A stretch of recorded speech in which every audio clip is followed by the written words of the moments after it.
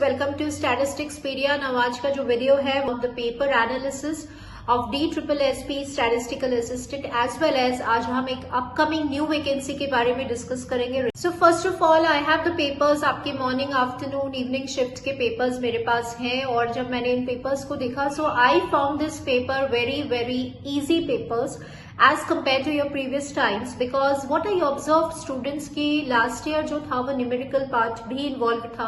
Time numerical part पे इतना ज्यादा फोकस नहीं किया गया है, फोकस किया गया है बेसिक्स पर, फोकस किया गया है डेफिनेशन पार्ट पे, राइट।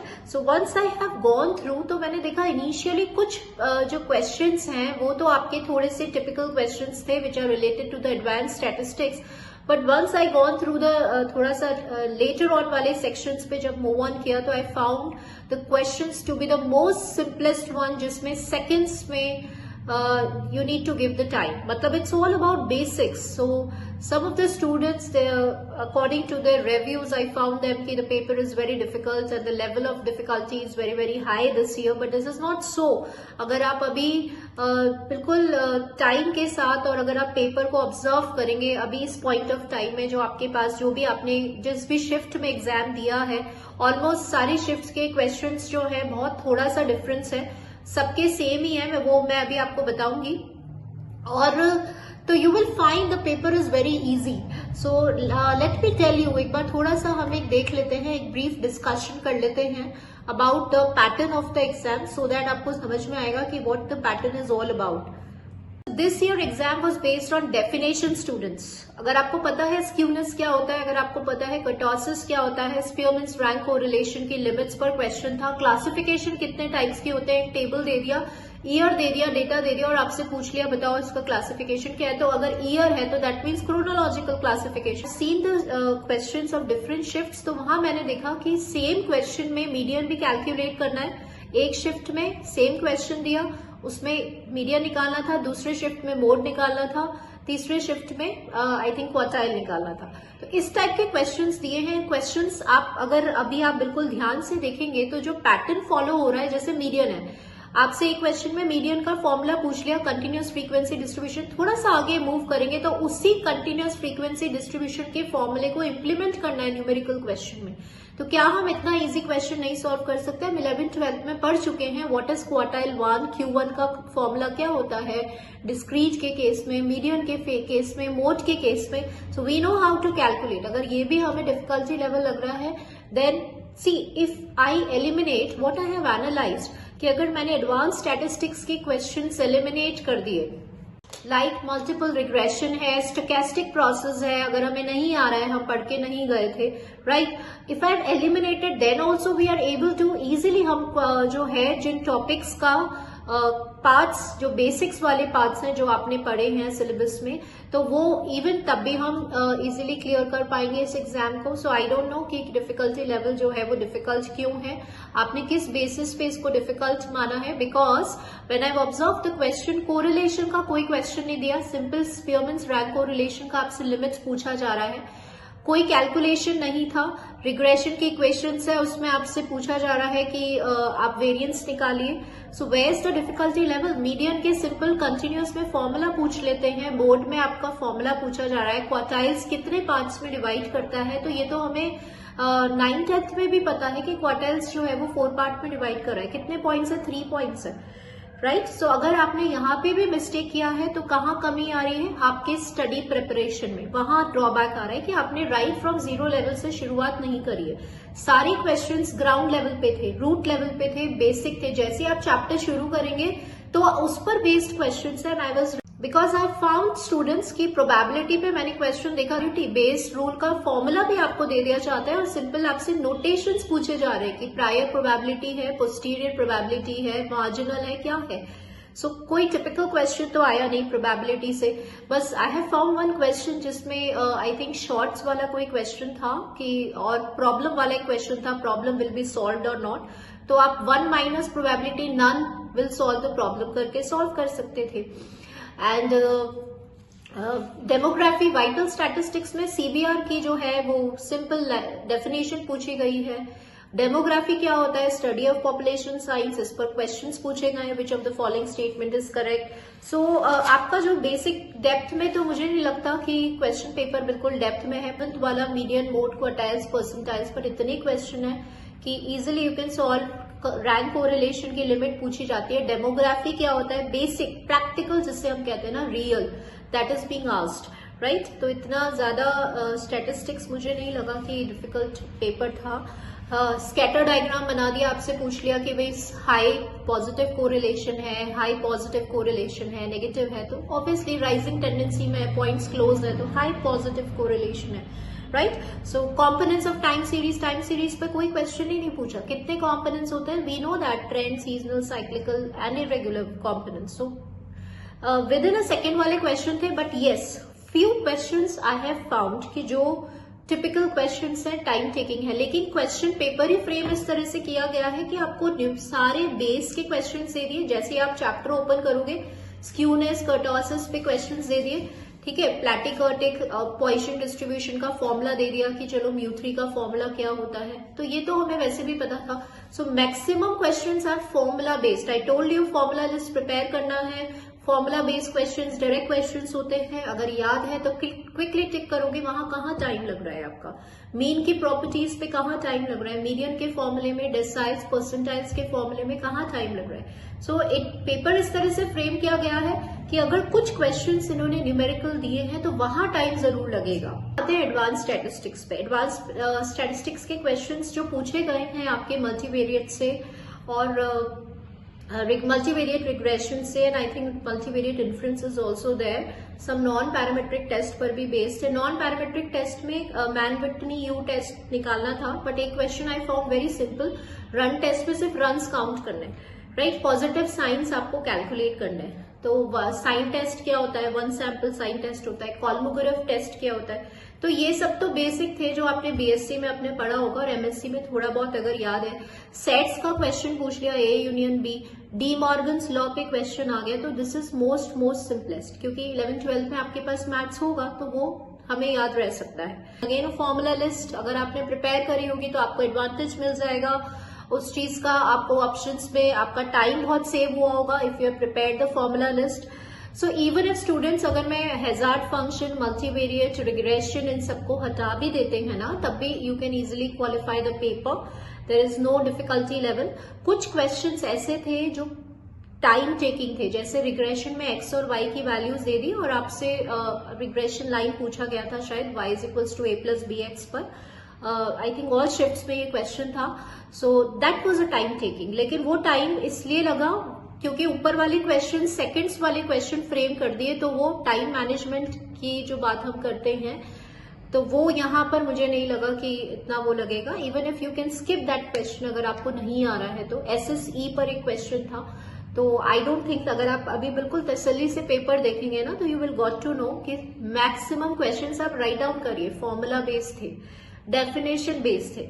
हटा दीजिए एडवांस स्टैटिस्टिक्स को। सेट्स के question, A union B, De Morgan's law, ये सभी को आता है, इंटरसेक्शन भी, तो ये इनको नेग्लेक्ट नहीं करना है। ये तो नॉर्मल बेसिक लैंग्वेज है जो आपने इवन प्रोबेबिलिटी जब चैप्टर पढ़ा होगा तो वहां पे भी ये सेट्स के कॉन्सेप्ट्स आपने पढ़े होंगे। माय एक ओपिनियन है रिगार्डिंग द पेपर, बाकी सबके अपने ओपिनियंस हैं।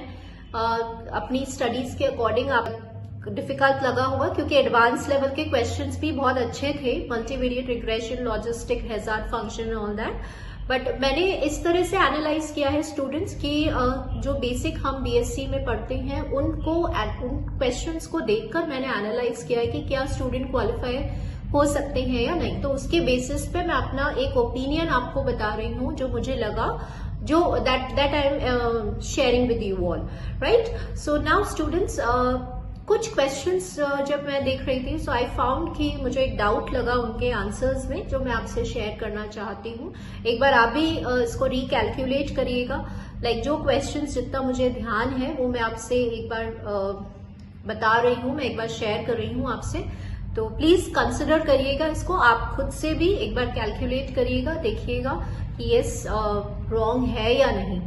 I think there's some question which is related to your SQC, जहाँ पे कंट्रोल लिमिट्स जो है वो कैलकुलेट करना था। वो अब शिफ्ट मुझे नहीं पता कौन सा शिफ्ट है, बट अगर आपको पता चल जाएगा if you have the question. तो वहां पे कंट्रोल लिमिट्स कैलकुलेट करना था SQC का, मीन चार्ट का, and the formula will be mu plus minus A sigma. A की वैल्यू दिया था, म्यू की वैल्यू गिवन था सिग्मा। तो calculation according to me 129 and 111 something आ रहा था। तो एक बार आप चेक करिएगा, उसको जरूर देखिएगा। Mu plus minus A sigma होता है control limits for mean chart. थोड़ा सा मुझे यहाँ डाउट लग रहा है, आप भी इसको कैलकुलेट करके देखें। Which is related to the calculation of mode also, शायद कंटिन्यूअस था 0 to 10, 10 to 20 ऐसा कुछ डेटा गिवन था और उसमें आपको मोड कैलकुलेट करना था। तो according to me answer 32 point something आ रहा था, I think, which was not there in the option also. And we have a question which is related to quartiles. Q1 calculate करना था, उसका भी ऑप्शन गलत था। एक्चुअली में वो जो क्वेश्चन है ना, वो क्वार्टाइल 3 होना चाहिए था अकॉर्डिंग टू मी। अगर आप क्वार्टाइल Q3 कैलकुलेट करते हैं उस कंटिन्यूअस डेटा में, वो भी 0 to 10, 10 to 20 ऐसा कुछ क्वेश्चन था। अगर आप कैलकुलेट करते हैं Q3, तब आपका वो आंसर 36.67 समथिंग लाइक दैट आ रहा था। लेकिन क्वेश्चन में था calculate Q1। So here I found these few questions जो मैंने रैंडमली पिक किए थे, और आई फाउंड दीज क्वेश्चंस की देयर सम डाउट मुझे लगा अकॉर्डिंग टू मी कि यहाँ थोड़े ऑप्शंस में थोड़ा सा ये है। और so it is all according to me कि मेरे हिसाब से यहाँ पर जो मुझे थोड़ा बहुत डाउट लगा वो मैं आपसे शेयर कर रही हूँ। एक बार आप भी रीचेक करें, कंप्यूट करें और देखें एक बार। Yes, some of the students they asked me कि कर्टोसिस में क्या सिर्फ एक ही मेजर होता है क्या? देखिए, कर्टोसिस जो होता है वो पीक्ड होता है, फ्रीक्वेंसी डिस्ट्रीब्यूशन कितना पीक है, और उसको मेजर करने के लिए we have only beta 2, right? तो कुछ ऐसा कोई स्टेटमेंट था कि there is only one measure of kurtosis. तो yes, that is absolutely true, एक ही मेजर होता है बीटा 2, लेकिन स्क्यूनेस के बहुत सारे मेजर होते हैं। ठीक है, तो एक बार आप डाउट क्लियर कर लीजिए। जैसे Karl Pearson's measure of skewness होता है, बाउलीज मेजर ऑफ स्क्यूनेस होता है। तो हो सकता है स्टूडेंट्स को कंफ्यूजन हो गया हो उस क्वेश्चन में। तो वहां पे एक सिंपल कर्टोसिस का डेफिनेशन ये था कि क्या वो पीकनेस मेजर करता है, और देर is only one measure of kurtosis. तो दैट इज एब्सोल्युटली ट्रू, बिल्कुल सही है वो आंसर, क्योंकि एक ही मेजर होता है कर्टोसिस का, दैट इज बीटा 2। तो अगर आपने अच्छे से किया है बेसिक थ्योरी को, तो आप इजीली मेरे अकॉर्डिंगली आप क्लियर कर जाएंगे इस पेपर को। अगर आपने थ्योरी पर फोकस किया है, न्यूमेरिकल्स पे, तो ये दिस ईयर का पेपर जो था वो it is all ground level paper based on the definitions part, emphasized more on the practical and real life, right? Approach पे ज्यादा ध्यान दिया गया है, डेफिनेशन और ग्राउंड लेवल और बेसिक्स पर ज्यादा ध्यान दिया गया है। सो स्टूडेंट्स, सबसे पहले तो अपने आंसर की देख करके कुछ स्टूडेंट्स डिसपॉइंट भी हुए होंगे, थोड़ा सा उन्हें स्ट्रेस भी आया होगा। सो आई वुड लाइक टू से कि this is not only the end, कि ये एग्जाम से अगर आपको थोड़ा बहुत डाउट लग रहा है, कि कई बार होता है रिग्रेट भी हो जाता है कि हमने ऐसा क्यों नहीं किया, तो रिग्रेट नहीं करना है, डिसअपॉइंट नहीं होना है, स्ट्रेस में नहीं आना है, because this is not the end of the exams. Multiple vacancies available हैं, जस्ट गो फॉर इट। अगर ये नहीं हुआ तो नेक्स्ट होगा, because already you have reach to the stage of 80%। 80% preparation जो है वो आप कर चुके हैं। रेस्ट 20% प्रिपरेशन आपके जो भी एग्जाम्स आप फाइट करेंगे, देंगे, उसके अकॉर्डिंगली आप प्रिपेयर करेंगे। तो इस एग्जाम से अगर जिन स्टूडेंट्स का क्लियर नहीं भी होता है अभी रिजल्ट आने पर, तो डोंट रिग्रेट नहीं लाना है। बस only thing is don't regret, right? But इससे हमें एक सीख लेनी है, और वो क्या लेना है कि हमें कैसे अपनी प्रिपरेशन करनी है, राइट? जीरो लेवल से शुरू करिए। जो भी एग्जाम की आप तैयारी कर रहे हैं, ऐसा नहीं कि ये तो मुझे आता है, जीरो लेवल से शुरू करिए और स्टेप बाय स्टेप मूव करिए। बस यही आपकी अप्रोच होनी चाहिए, चाहे कोई सा भी एग्जाम दे रहे हैं, right? So students, here I am there to help you, I am there to guide you timely. अगर मुझे जो भी वैकेंसीज का पता चलेगा मैं आपको नोटिफाई करती रहूंगी।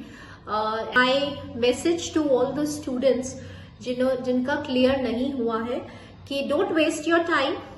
अभी टाइम ऐसा नहीं है कि बस ये एग्जाम ओवर हो गया तो that's the end, no, because आप ऑलरेडी हाफ वे पे पहुंच चुके हैं। 80% आपका प्रिपरेशन जो है वो है, बस उस प्रिपरेशन को स्ट्रांग बनाना है, ठीक है? और थोड़े अप्रोचेस को यूज करके, थोड़ा प्रैक्टिस को यूज करके, थोड़ा कॉन्फिडेंस लेकर आना है अपनी प्रिपरेशन में। This is what you have to do, and look out for the vacancies, look out for the exams जो मैथमेटिक्स, स्टैटिस्टिक्स, इकोनॉमिक्स से रिलेटेड हैं, and give them, right? जैसे JSO का एग्जाम आपने फिल किया होगा, ASO का किया होगा, RPSC ASO का। तो अगर कुछ स्टूडेंट्स जो उत्तराखंड से हैं तो वो भी फिल कर सकते हैं। उत्तराखंड वाली जो वैकेंसी आई है 233 पोस्ट की ASO की, तो ये कुछ वैकेंसीज हैं प्रेजेंटली, तो फिल करिए और डोंट वेस्ट योर टाइम कि हमारा एग्जाम अक्टूबर में है तो हम आराम से कर लेंगे। नहीं, क्योंकि अभी आप में क्या है, वो स्टडी फ्लो चल रहा है। अभी आपका वो टाइम आप क्योंकि आप DSSB से प्रिपरेशन करते आ रहे हैं तो वो फ्लो में है आप अभी, तो डोंट गिव दैट ब्रेक और गैप मत दीजिए please, and continue with your studies, move on. और बस मेरा तो यही रहेगा कि अगर आप आई होप कि मैक्सिमम स्टूडेंट्स क्वालिफाई कर जाए, बट जिनका नहीं हुआ बाय चांस तो कोई टेंशन में नहीं आना है, कोई पैनिक नहीं होना है, कोई स्ट्रेस नहीं लेना है, कोई रिग्रेट नहीं करना है। समझ के चलना है कि ठीक है मेरी ये गलती हुई थी। और मेरा तो एक ही है स्टूडेंट्स, आपको एक ही सजेशन रहेगा हमेशा से कि 0 से शुरू करना है, बेसिक लेवल से शुरू करना है, चैप्टर को इंट्रोडक्शन पार्ट से शुरू करना है, फिर धीरे धीरे जो है वो एडवांस लेवल पे मूव करना है। This is my only advice to all of the students. And so let's talk about the new upcoming vacancy which is about to come, that is your RBI grade B। तो ये एक ऐसी vacancy है students which is expected to be out nearly in the month of April और मई में। तो आप बिल्कुल अपडेटेड रहिए और बिल्कुल नॉलेज में नोटिफिकेशंस चेक करते रहिए कि कौन सी वैकेंसी आ रही है, स्किप नहीं होनी चाहिए। तो ये मैं आपको वैकेंसी है, I think mathematics, statistics, economics students या mathematical statistics students, they can go for this exam also. So very vacancies will be released very soon. So आप जो है वो थोड़ा सा अपडेटेड रहिए कि कब इसका जो नोटिफिकेशन है वो रिलीज्ड आउट होगा। सो this is all for today students. आज का जो वीडियो था वो एनालिसिस को लेकर ही था। First of all I would like to thanks for your support that you are connected to the channel, and आपको so I wish you a good luck for your next near upcoming future exams, and all the best, all the very very best of luck students for your exams, and stay connected to the channel से connected रहिए। जो भी notifications रहेंगे, जो एक I will guide you related to the statistical exams, statistical topics. So students, I want to say thank you to all my dear students, to all the students जो DSSB के exam के दौरान channel से connected रहे, and I hope आप आगे भी connected रहेंगे, बिकॉज आई वांट कि maximum student should clear the exam, they should get the vacancies. So I am there to help you, I am there to guide you. तो connected रहिए, stay tune to the channel, and students so much for your supporting my channel, and full support रहेगा। If you have any query आप मुझे कभी भी mail कर सकते हैं, I will definitely guide you. So this is all for today students, stay connected to the channel. मेरी आपसे यही रिक्वेस्ट है, बने रहिए इस चैनल पे, डेफिनेटली आपको यूजफुल इंफॉर्मेशन मिलेगी। और so today video is all about this, so thank you students for watching this video, so much for watching this video, thank you।